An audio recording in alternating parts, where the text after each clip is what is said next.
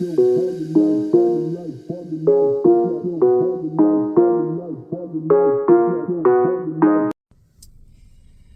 guys, it's Gina. Y'all, I had, I, maybe it's just new to me, but I came up on some news that I want to share to anyone who's gardening or thinking about gardening and feels like they don't have the space to garden at their home. Maybe they're in an apartment. Y'all, look at this foolishness. An apartment or an condo or somewhere where they just don't have a lot of space. So I had been thinking and talking to a couple people about my interest in a community garden, not being a part of one so much, but starting one. Well, I know they have a lot of them around me. Not a lot. I've seen a couple. But in the process of looking at different lands, different pieces of land, there are some land that is in residential areas. So like, for instance, maybe the house burnt down or was destroyed in some manner. Maybe it was dilapidated, whatever. There's no longer a house there, but there's this plot of land, and it's usually pretty reasonable, especially in a residential area, because it ain't like it's that much land.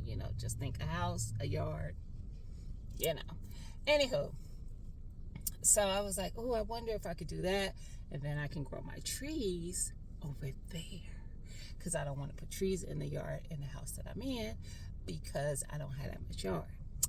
So that was my thinking and looking into this originally. So in the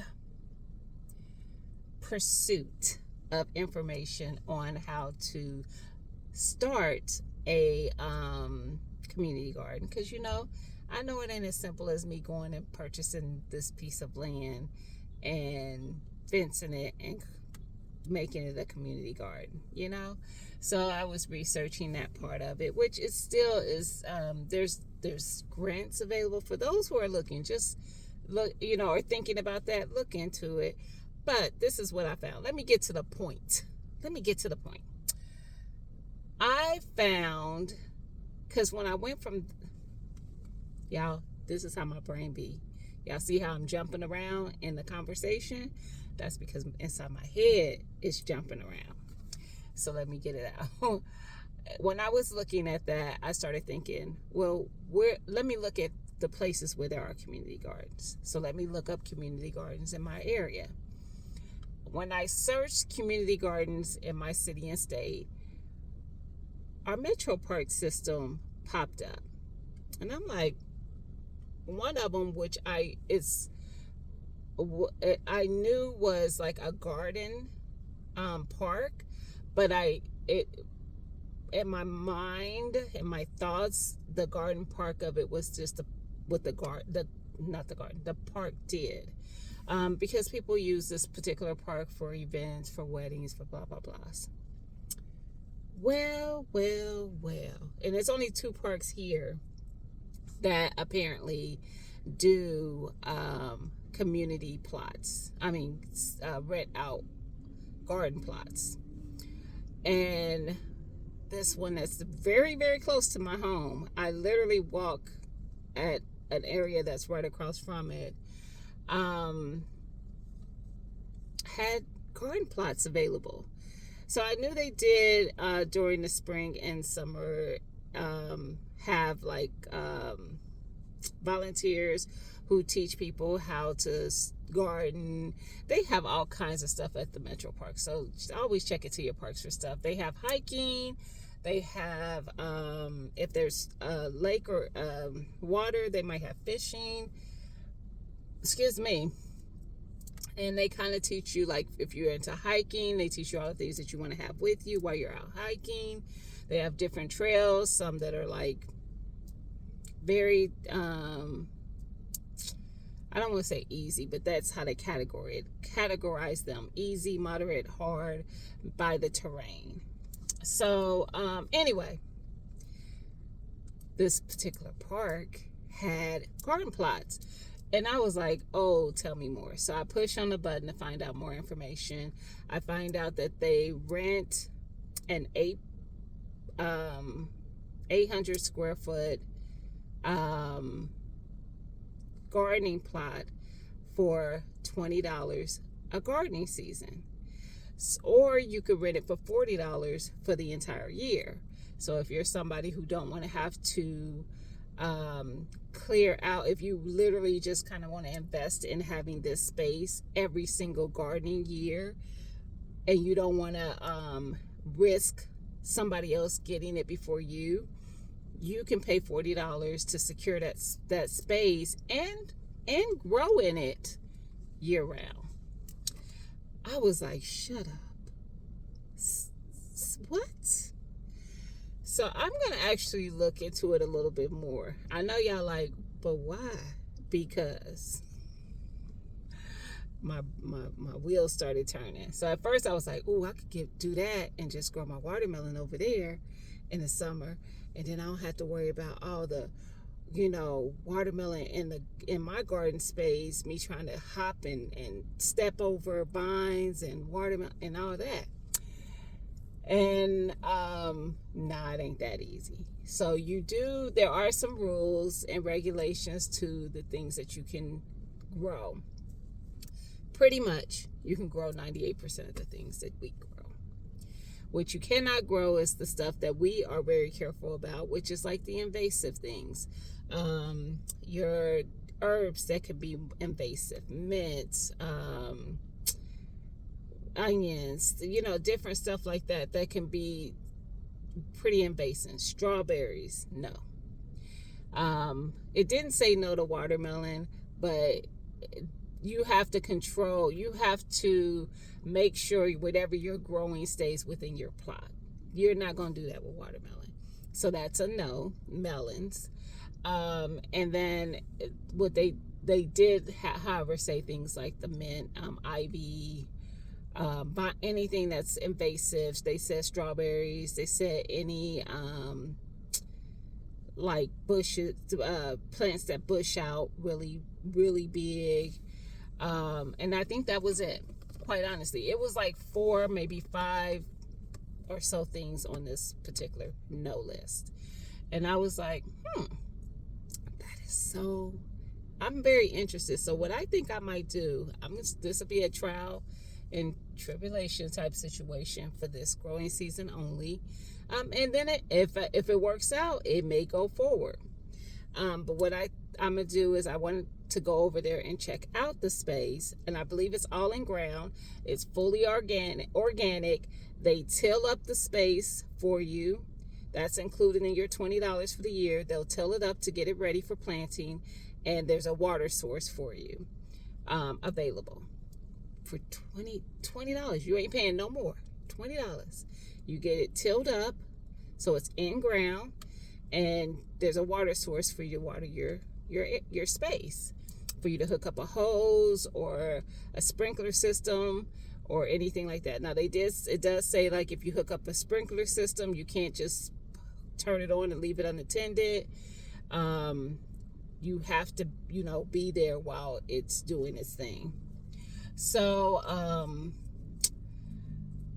I want to go see what it looks like, because I'm like trying to think, what could I grow there that I could free up space in my home space and not worry about. Also, another thing that it said, look, see, told y'all, I'm all over the place, is that you must grow fully organic.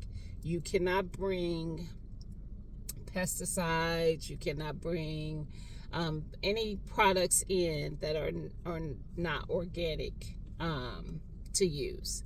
So they guarantee that the space is completely organic, basically just nature, and you are not going to bring in anything that could mess that up. So you are going to grow organically. You're, just like your own garden, you're responsible for getting the weed, going in and weeding out, pulling up the weeds, and harvesting and and watering, all the things that you would do for your own space in your own yard or wherever. But I was like, I like that. $20 for me, because I know that's not for everybody, but $20 for me is not a lot. And honestly, if I met someone that was here and was like, they were interested in gardening, but I could clearly see that they don't have a space to truly do so, I would absolutely pay the $20 for them to do it there, even if they couldn't afford it. So it is a beautiful park. I have to go see where this is happening at, because I am so intrigued now, y'all. So I'm definitely going to go check it out. And if I like what I see, I may grow my potatoes there, my regular white potatoes, because I was like, I hadn't quite worked that's not on my my garden plan so far, like the one I drew out and wrote out. I had a place in mind that I might grow it in my yard, because I have a 5x2 bed on the side of the house. But I was like, I don't know how well it would grow over there. I did grow sweet potatoes over there last year, and they did great. They did good. I'm not gonna say great, because I still have not gotten really good size on my sweet potatoes yet. But I think that's probably because I grew them where they were. Regular potatoes probably would do better because they don't require as much watering. The sweet potatoes, I think, needed to be where I could get to them and water them more, and fertilize and all that more. I think that was part of why I didn't get a lot of good size to them. I got some decent size, but like they weren't like nice size sweet potatoes to me. They were decent. I was still able to eat them.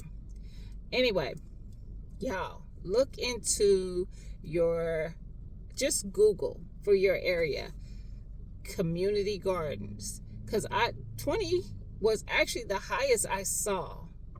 Most of them were like $5-7, like if they were in like a residential area where it's like someone's taken that lot and fenced it off and created a community garden with it.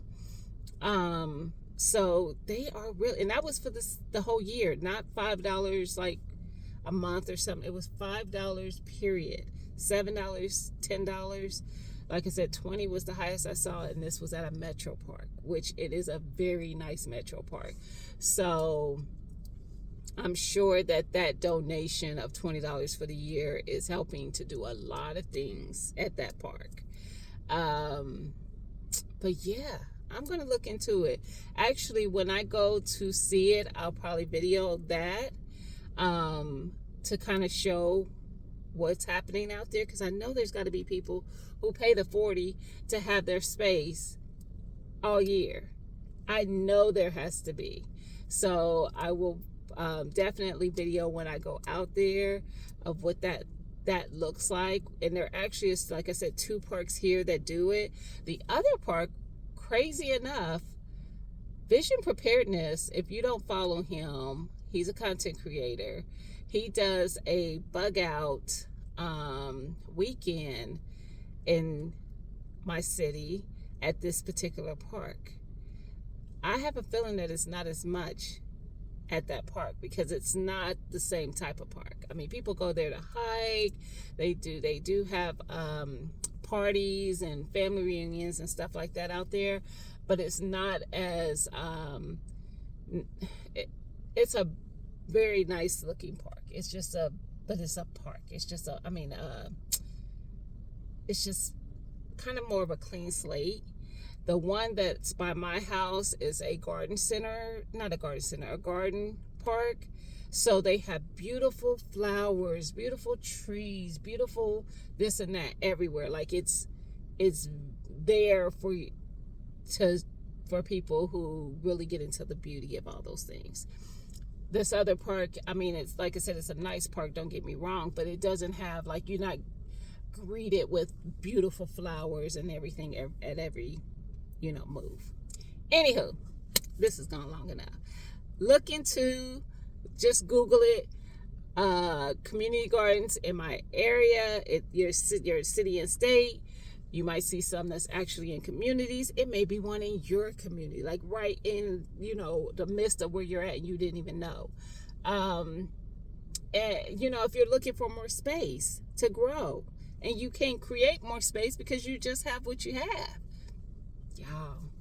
Y'all, it's so many of y'all that I know who are making it work in apartments and things like that. And it's not always convenient to be able to get to these places. That's why you want to look to something that's closer to you where you can possibly walk there.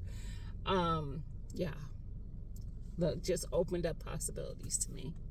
It literally did. The next time I encounter someone here who says that they don't garden because they don't have the space, I got the answer.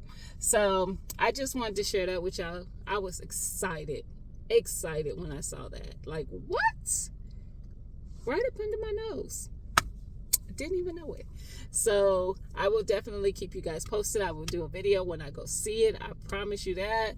And I hope you look into it in your areas if you're looking for space. I hope that might work out for you and be something that you can utilize. And if you do, and you're a content creator, share it. Because who's watching me may not be, may be different than the people who are watching yours.